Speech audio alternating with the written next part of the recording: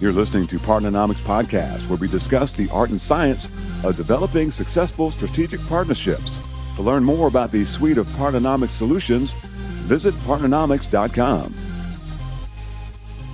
Welcome back to another episode of Partnernomics Podcast. I'm your host, Mark Brigman, and we've got a special guest and a special company that we're going to be highlighting today, Mr. Richard Sousa. Richard is with Scor. He's been with Scor for a number of years, and I had the honor of being able to work with Richard's team for about 3 months, taking them through our sequence of courses. And I got to learn so much about, Richard, his team, the insurance business. I got to learn a lot about that stuff and the great work that their team is doing. And I think just like a lot of companies, as we see ourselves sitting in the middle of change, is change a threat or is it an opportunity? I think the answer is yes. And Richard showed that it's about taking opportunities and turning those into value for your clients. And I had an opportunity to learn so much from him. So I'm looking forward to seeing if I can get him to share his insights with you. Richard, thank you so much. Thank you. Thanks, Mark, for having me. And I will say we enjoyed the 3 months with you, and we felt like you were part of our team. And some of the discussions you were, I can't even believe we were kind of just sharing openly and talking about what was going on. Admittedly, some of it for you was kind of like a jet flying over your head. What are these guys talking about? But it was great. Really enjoyed it. So thank you for having me. It's a real honor. Well, Richard, I'd love to just kind of kick off podcasts to understand, our different guests' perspectives. Yeah. So you're leading a solid team of partnering professionals there at Scor now. But were you always in the insurance business? Did you always know you wanted to go to senior leadership and be running partnerships? No, not necessarily. I think like a lot of folks, I do believe in the saying that, your job chooses you. You don't necessarily always choose your job. I did study in finance. I did have interest, but it was very tangential. And so being in the insurance field is really by accident. So starting very young in my early 20s, and grew up in Montreal, Canada. And so, spent time doing that, and then joined the firm that was, which is called Remark, which is a direct distribution consultancy business owned by Scor, and worked in many markets across the world and lived in different countries and learned a lot, working in that space. And that's really where I started specializing more and more in insurance, and then joined the parent company to be in the role that I'm in now. So it really wasn't planned, but I will say the more I've gotten into it, the more I really, really enjoy the industry because of the true impact that insurance has on people's lives. And, it's a difference between, especially life insurance, it's a difference between it's hard enough to lose a parent or lose parents, but to also have financial hardship as a result of that is even harder. Yeah. So Richard, if you would, I'd love to kind of share more about Scor and Scor's businesses, right? It's a Parisian, an international multi-billion-dollar insurance company specifically, or at least pieces of it are in the reinsurance space. So I got to learn a lot about these different parts. If you would, just kind of paint the picture of what Scor is and a little bit more about the company. Sure. So Scor is the fourth largest reinsurer in the world counted by premium size. It operates in property casualty, so home, auto, buildings, and much, much more. It's a very fascinating line. And then in the life industry, where in some markets, life and health, and other markets more specialized in life. In the US, we're one of the largest life reinsurers, if not the largest by in-force size, in terms of history. We also have a very robust investment division. We are a publicly traded company. The home office is in Paris, with a rich history in Europe, and then expanding either through acquisition or organically in the United States, where Scor has been present for many years, but it acquired 2 large operations, and expanding in the Asian markets where there's very significant growth in those markets. So, Richard, tell us a little bit about how Scor partners, right? Let's start at the big, broad level, because whenever we talk about partnerships, there's so many ways that companies partner together. From a big macro perspective, how does Scor play in partnerships? Yeah, so I would say at a macro level, making sure that there's a good fit between what we're trying to do and our intent and our strategic intent and the company we're partnering. I mean, I don't think there's any other way to partner unless there's a real fit. I can speak a lot more about how we've partnered locally in the US, which I would say takes three forms. One is just strategic partnering because there's a good fit and you want to bring something to market and it makes sense. Partnering with our clients and really helping them solve solutions. And at times, we've done partnering where we actually invest. We do an equity investment. We take a participation. Those are situations in which we feel that the investment is going to be able to be used for more kind of market-wide approach and to be able to take that investment, if you wish, and to bring it as a solution to our clients. So Richard, whenever you talk about partnering with your clients, you're not talking about end user customers, right? As a reinsurer, if you would unpack that a little bit more of who your clients are and then the relationships and the opportunities that you can work together. Yeah, so our clients are insurance companies for the most part. And many of our partners are from the insurance industry orbit, whether in property and casualty or life insurance. A lot of our, we do not, although we strongly support all activities that essentially affect an end consumer, and we're very conscious, and that's something that's very important to us. We don't have a direct strategy, so to speak, on the life side of actually connecting with end consumers. So we're always working with our life insurers that we partner with on bringing solutions to market. So it's a very good question. We are definitely a B2B organization at its core. Richard, you mentioned my favorite word, and that is strategic partnerships. Yes. We're doing truly strategic work there. Talk to us a little bit. So obviously I had the opportunity to work with your team for a number of months and learn a little bit more about your business from the marketing side, other aspects of your business, and your team obviously does truly strategic partnering. Talk to us about what strategic partnering means for Scor and for your team, and how business leaders can use strategic partnering as a game changer. So the first thing I would say, and I mentioned this often, we cannot do everything that we ambition to do by ourselves. We're not, if our real ambition is to eventually affect the life of an end consumer by having good products that are out there, given the nature of our model, which is a B2B organization, you need some intermediaries who are going to allow you to achieve that, right? So a lot of the partnerships that we have are around alignment of purpose, around alignment of capabilities, and where each party is really bringing their specific contributions to make the value chain operate as a whole. And where do you play across that value chain? So we have a very strong specialty in product development, in understanding risk, in underwriting.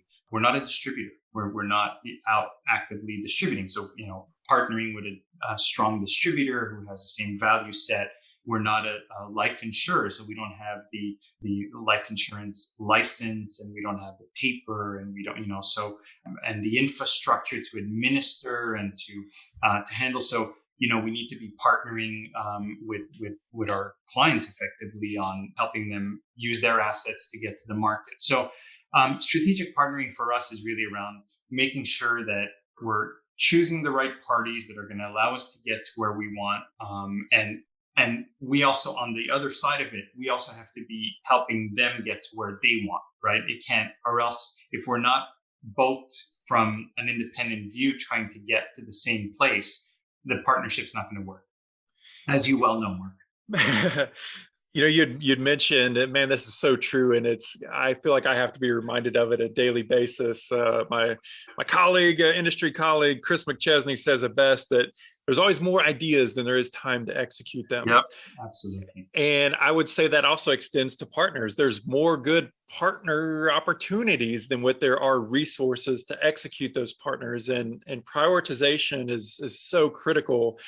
I'd like for you to talk to us a little bit about, what's maybe a methodology, a philosophy that you follow to try to figure out who to partner with, and then how do we do those initial phases of getting a partnership up and going? So good question. And you're absolutely right. I mean, I think we've been approached by, I would say, more partnership opportunities that we can handle. And we would love to do them all. And we would love to continue, supporting organizations as a whole. But you reach a point where you don't have the staffing, the ability to support it, the resources to do everyone justice, right? To make sure that every partner feels that you're really engaged equally. And so there's only one thing you can do is really prioritize. And when you prioritize, you have to prioritize around some kind of scoring system. It could be, obviously we went through a scoring methodology that Partneromics developed, but it could also be as easy as some back of the envelope work where you're really saying, look, where does this fit? What is the size? Where does it take us? And you also have to align the importance of each value. Sometimes income alone can't be the only driving force, because if you don't have a good strategic fit, if working with the people on the other side of it, if it doesn't gel, it's not going to work. It's going to be unpleasant. So you really have to make sure that there's various levers in which you're able to pull that will make the partnership a success. And so if you go into it feeling that, hey, we've looked at this pretty well, we feel that all the levers are there, we feel that this is a good fit, then you go in and you make the investment. And if not, just being very honest with organizations that there isn't a fit now, maybe in the future. We have one example where we said no to a company maybe about a year ago. And we were, and I thought personally the organization was great, but I felt that they were too small at the time, and gave them some advice and some recommendations and some contacts. And we're partnering with them now. They grew and they recognized that maybe back then, we were just too big and they were too small for us to partner effectively, and they grew substantially. And, now we're able to and we had the bandwidth to support them. And so many awesome parts in that example. I think one of those is just the importance of fit, knowing that it's better to say no or to walk away, to not do the deal. I mean, I think a lot of times as partnering professionals, we need to have more of a sense of obligation to provide value to our partners, not just be a taker, not just an extractor of value, but be a value creator. Know that you should feel a real sense of obligation to provide value to them.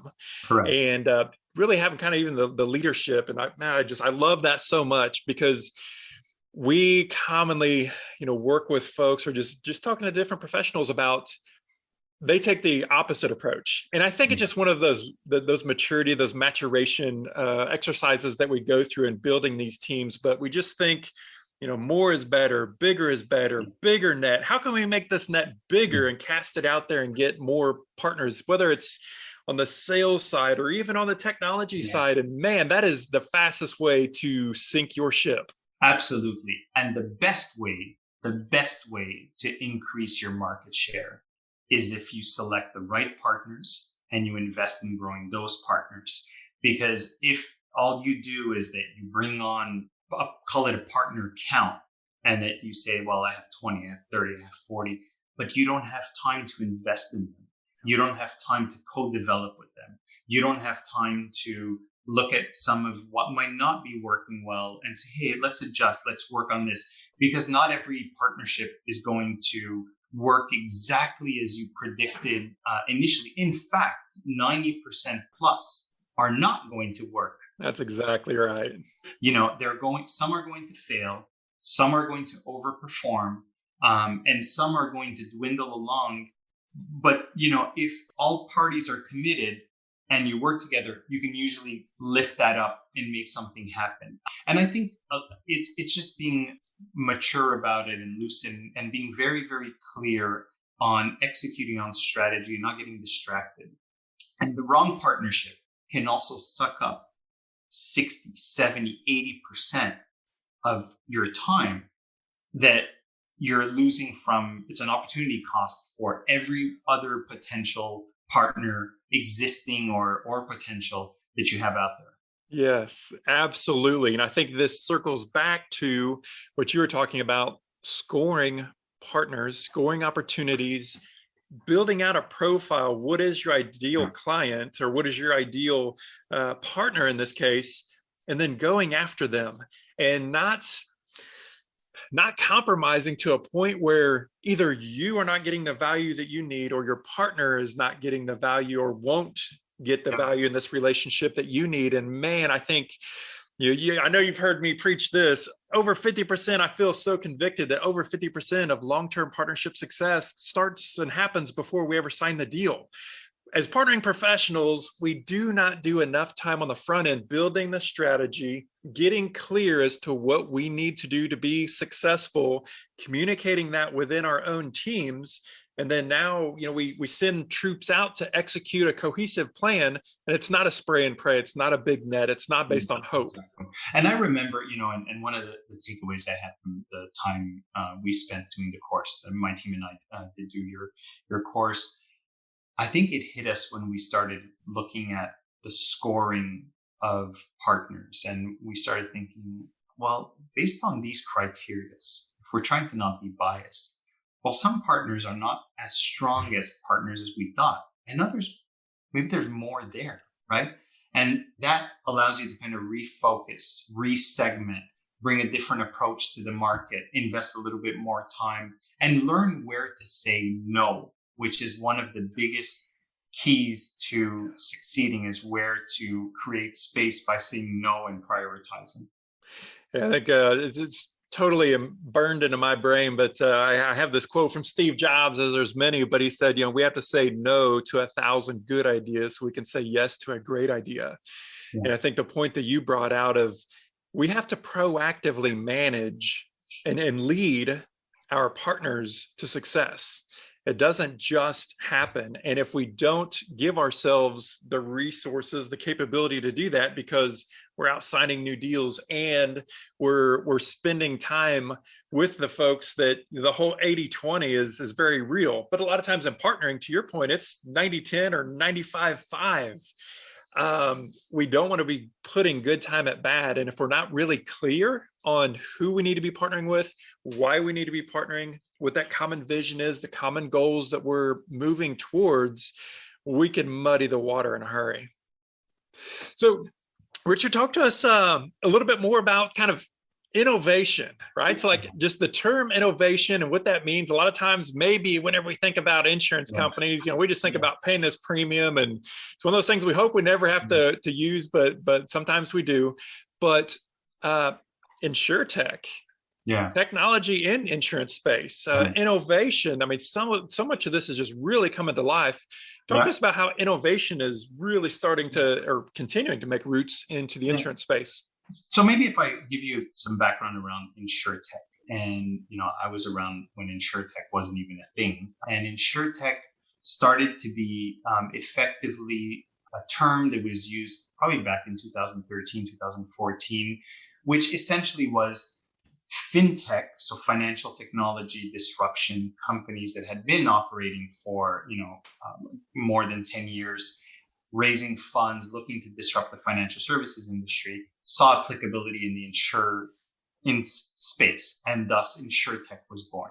And then that started getting a lot more traction and a lot more pull in the market, especially in the property casualty space, where it's a little bit easier, and I don't want to minimize the difficulty in pulling it off, but, property casualty, when you're working with connected devices, when you're working with sensors, when, it's one step ahead of some of the life practice, if you wish, where more and more we're starting to see the usage of wearables, of interconnected devices, connected scales, connected, weight loss programs. I mean, all of which affects your life and your overall health.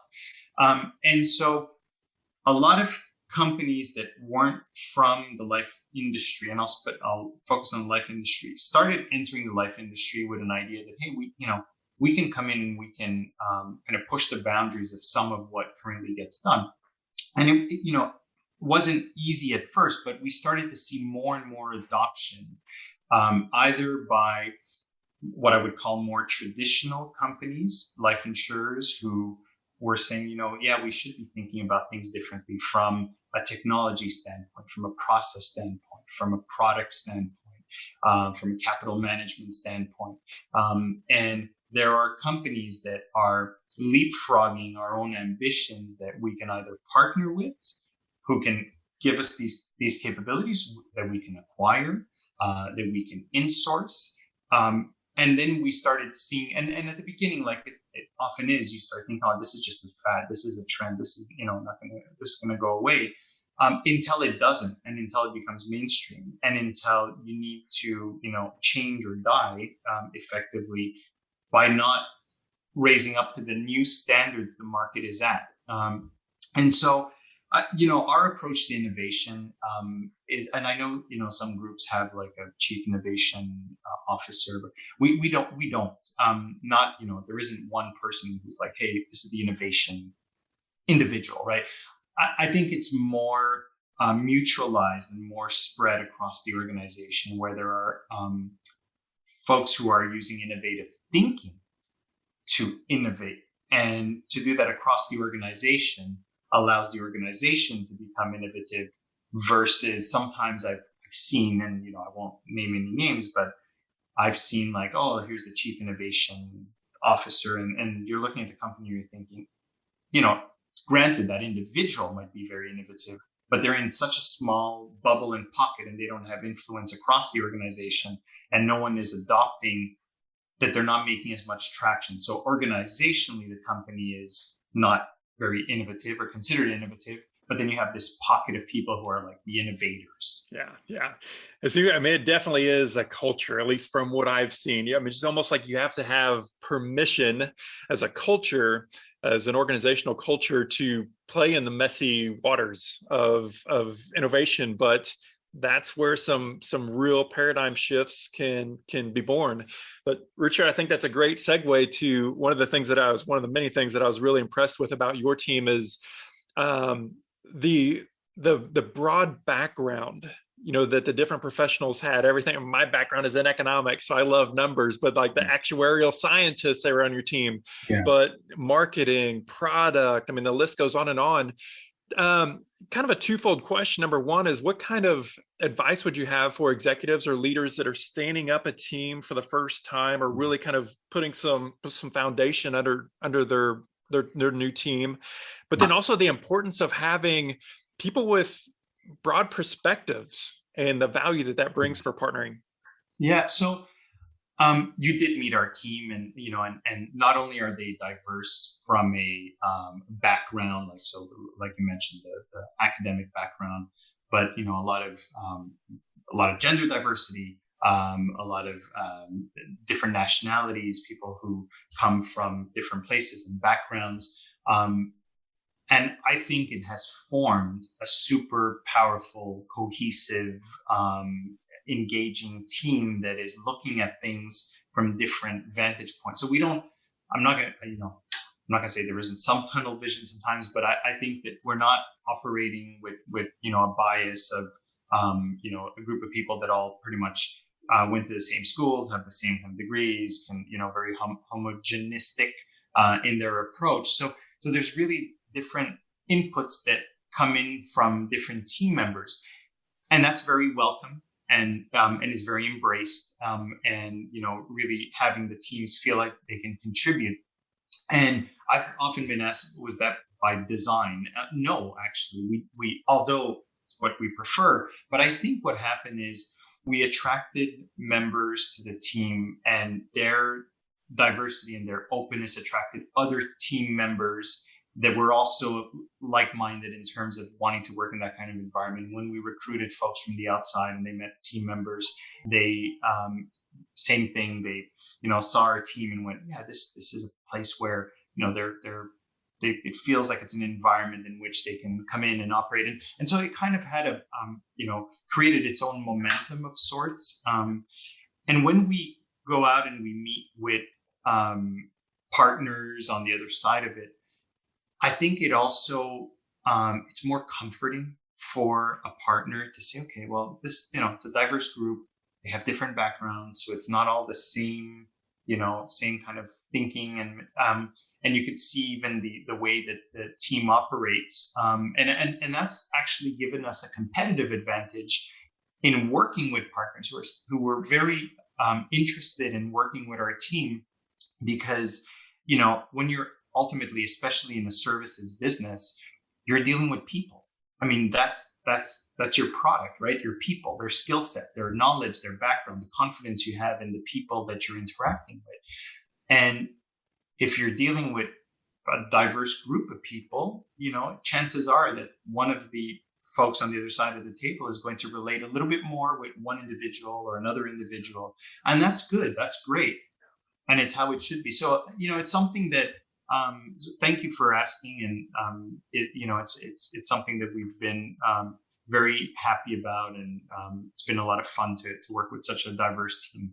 Yeah, I think it was Covey that said, "First seek to understand, then to be understood." I think context is so important, and having a team that has such diversity, it's a constant reminder of different perspectives. That's right. And it hopefully gets us that muscle memory to look at, you mentioned, kind of tunnel vision. Well, we want to be the antithesis of that. We want to go into it eyes wide open and really make sure that we understand what we're doing and how we're doing that. I think there's a lot of value in when we talk about culture and the power of culture, and there's absolute value in having shared values, and really being customer focused, being person focused, being relationship focused, wanting to be a value creator. So we have those common values, but having diversity of thoughts and opinions that we're bringing into the mix and setting on the table is absolutely powerful. Yeah.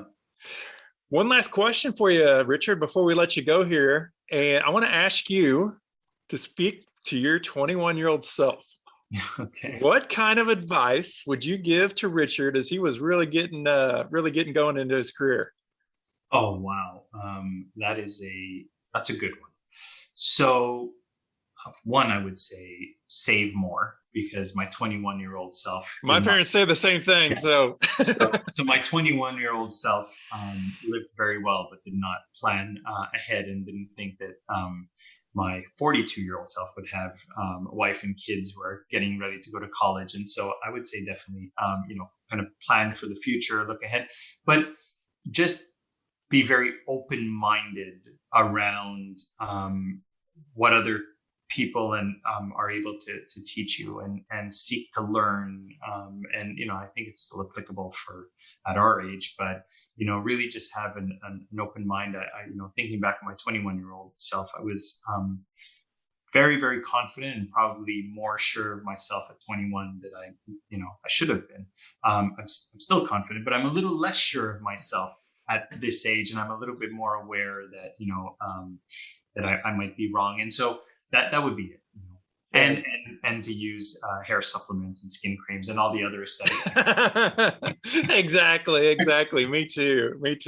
At least sunscreen, if nothing else. Richard, right. Thank you so much for participating in this, for being a guest, for sharing your insights. Man, it's been awesome getting to know you and your team better, and it'll be fun to watch Scor and your guys' work as you guys continue to grow. Thank you, Mark. I really appreciate it. Partnernomics Podcast is brought to you by Partnernomics.